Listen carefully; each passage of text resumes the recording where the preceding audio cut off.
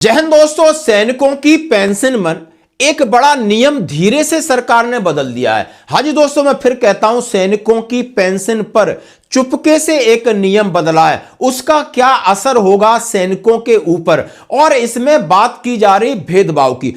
ऐसा यह नियम 2019 में भी बदला था। पूर्व सैनिकों ने याचिका सुप्रीम कोर्ट में लगाई और सुप्रीम कोर्ट ने उसको खारिज कर दिया। क्यों आप पेंशन में भी भेदभाव कर रहे हैं, और यह सरकार लगातार भेदभाव करती आ रही है। और जैसे मैं बात करूं, यानी प्रीमेचर रिटायरमेंट के लिए ओआरओपी में भेदभाव, यानी 2014 के बाद और पहले में भेदभाव, एक्स ग्रुप में भेदभाव 2016 के बाद और 2016 से पहले का भेदभाव, मिलिट्री सर्विस पे में सीधा सीधा बड़ा भेदभाव, जहां पर अफसर को अलग, एमएनएस को अलग, जेसू जवान को नीचे टपका दिया। उसके बाद उन्होंने अब एक और पॉलिसी जिसमें भेदभाव की बात की जा रही है, और वो है आपकी पेंशन, यानी डिसेबिलिटी पेंशन पर लगेगा टैक्स। हाँ जी दोस्तों, डिसेबिलिटी पेंशन पर लगेगा टैक्स। यानी आप देश के लिए काम करते हो, देश के लिए ऑपरेशन करते हो, देश के लिए सब कुछ करते हो, यदि आपका शरीर अंग भंग हो जाता है, यानी आपको मेजर प्रॉब्लम्स आ जाती है आपके शरीर में, तो आपको जो मिलने वाली डिसेबिलिटी पेंशन है उसके ऊपर आपको टैक्स देना होगा। पहली बात तो डिसेबिलिटी पेंशन को लेके क्लियर कर दूं कि यानी 2023 के बाद डिसेबिलिटी पेंशन का मिलना ही मुश्किल है। बहुत सारे नियम कानून उसमें डाल दिए, बहुत सारे लेट लतीफी डाल दिए। एएफटी के निर्णय के बाद भी सरकार उसको लागू नहीं कर रही है। तमाम आपने चीजें देखी। अब ये खबर निकल के आई है कि विकलांगता पेंशन पर छूट नियम 2026 सेवानिवृत्त सैनिकों के लिए इसका क्या है अर्थ। यदि आप फौज से रिटायर्ड हो रहे हो, आप डिसेबिलिटी हो, तो आपके लिए इसका अर्थ क्या है। जैसे हम जानते हैं कि यदि कोई जवान रिटायर्ड होता है, सर्विस पेंशन लेता है, और अपनी पूरी सेवा शर्तों के बाद सर्विस पेंशन लेता है, और उसके साथ साथ यदि वो डिसेबल है, यानी वो फौज की ऑपरेशन में चोट लगी है, तो उसको डिसेबिलिटी पेंशन भी मिलती है। और छूट के नियम यानी आयकर, यानी आपका टैक्स क्या है। अब ये कह रहे हैं सीधा सीधा उन लोगों की पेंशन पर टैक्स नहीं होगा जो अमान्य करके घर भेज दिए जाते हैं। अमान्य करके यानी वो अपनी सेवा शर्तों को पूरा नहीं करते हैं और उससे पहले घर भेज दिए जाते हैं, उनको तो टैक्स नहीं देना होगा।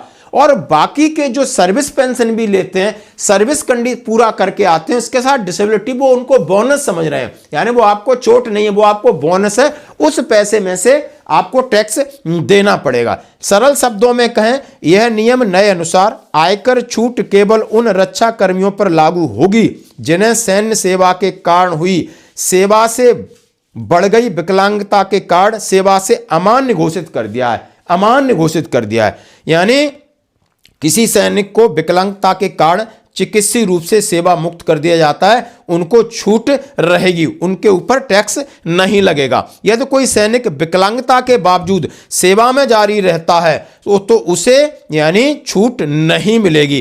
यानी इसको भी दो समूहों में बांट दिया है, भले ही दोनों ही देश की सेवा करते हुए घायल हुए हों।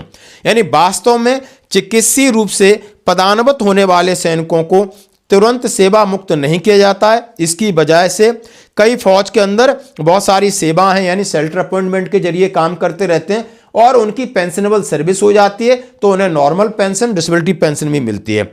और जिसके कारण आपने देखा होगा तमाम ऐसे हमारे भाई होते हैं जो कि कागज में डिसेबल हैं, ग्राउंड में पूरी तरीके से काम करते हैं, चाहे वो ऑपरेशन के काम हो, चाहे वो ड्यूटी हो, नाइट ड्यूटी हो, पीटी हो, बीपीटी हो, सब में आते हैं, सब काम करते हैं। यानी यूनिट के लिए कोई बर्डन नहीं है, बोझ नहीं है, उनकी सर्विस पूरी होती है। यदि उन्हें डिसेबिलिटी पेंशन का लाभ मिलेगा तो आपको टैक्स देना होगा। यदि सीओ साहब जबरदस्ती भेज देते हैं अमान्य करके कि नहीं ये फिट नहीं है, तो उसकी जो डिसेबिलिटी पेंशन है उसको वो कर मुक्त रहेगी।